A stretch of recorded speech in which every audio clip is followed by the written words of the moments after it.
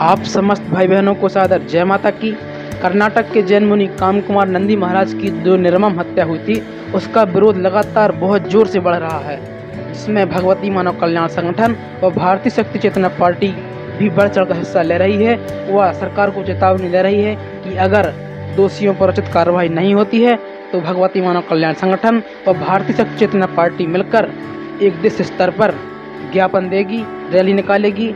आज दमोह जिले के जवेरा तहसील अंतर्गत जवेरा बंद भारत बंद का भी नारा लगाया गया है। कर्नाटक में जैन मुनि काम कुमार नंदी महाराज के हत्यारों पर अभी तक कोई कार्रवाई न होने पर जैन समाज और भगवती मानव कल्याण संगठन के कार्यकर्ताओं में रोष है और भारतीय शक्ति चेतना पार्टी के आगामी जवेरा विधानसभा प्रत्याशी डॉक्टर सुजान सिंह ने कहा है कि संगठन आपके साथ है, जब तक कार्रवाई नहीं होती है आगे भी विरोध प्रदर्शन किया जाएगा। आइए जानते हैं डॉक्टर साहब का क्या कहना है। जय माता की।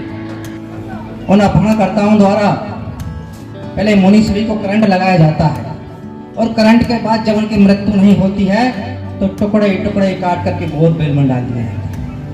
और ऐसे जघन्य अपराध को अंजाम देने वाले निशंस हत्यारे इस भारत भूमि पर अभी वही जीवित है, खा है हमारे लिए। और हम जब तक चुप नहीं रहेंगे, जब तक अघन अपराधियों को फांसी की सजा नहीं हो जाती है, तब तक हम चुप नहीं रहेंगे।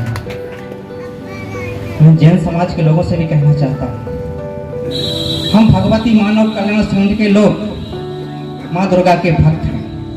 धर्म रक्षा, राष्ट्र रक्षा, मानवता की सेवा करने का हमने संकल्प लिया है। और जब भी हमारे धर्म के ऊपर, हमारे राष्ट्र के ऊपर कोई आंच आएगी, कोई गलत निगाह से देखेगा, तो हम संगठन के लोग अपनी जान देने से पीछे नहीं हटेंगे। और अंत में आप सभी हम अपना अधिकार मांगते हैं। हत्यारों को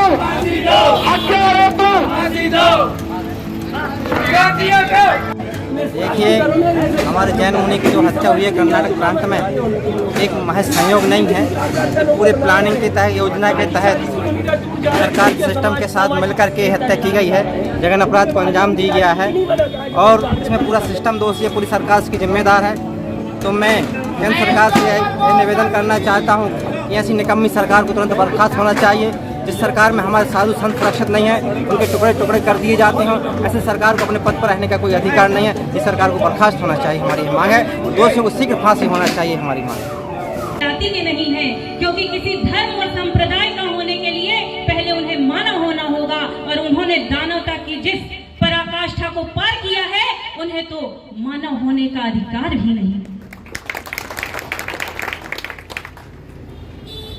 एक अहिंसक साधु को तड़फा तड़फा कर उसे मार दिया जाता है। पहले उसे करंट लगाया जाता है, फिर उसकी उंगलियां काट दी जाती हैं, फिर उसके टुकड़े टुकड़े कर दिए जाते हैं। मैं पूछती हूँ, कहाँ गई वो मानवता? मैं पूछती हूँ, कहाँ गए वे नैतिक मूल्य? कहाँ गई वो अहिंसा जिसके बल पर भारत सारे विश्व में अपना परचम लहराया करता था? अरे अफसोस तो इस बात की है कि अत्याचार की इस पराकाष्ठा को देखने के बाद भी हमारे सत्ताधीश मौन धारण किए हुए हैं। इतिहास गवाह है कि जब जिस शासक के शासनकाल में यदि धर्म की हानि हुई है और उस शासक ने धर्म की रक्षा के लिए कोई ठोस प्रयास नहीं किए, तब उस राज्य के पतन के साथ साथ उस राजा का, उस शासक का भी पतन हुआ है।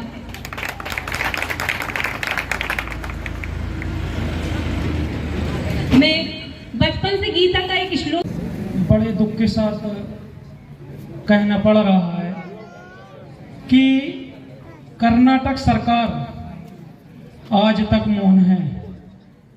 कर्नाटक सरकार आज तक मौन है, इतने बड़े हत्याकांड के बाद भी। मैंने सोशल मीडिया के माध्यम से मैं देखता हूं कि अगर कोई व्यक्ति अगर थूक देता है, सिर्फ थूक देता है, तो उनके घर मकानों को तोड़ दिया जाता है।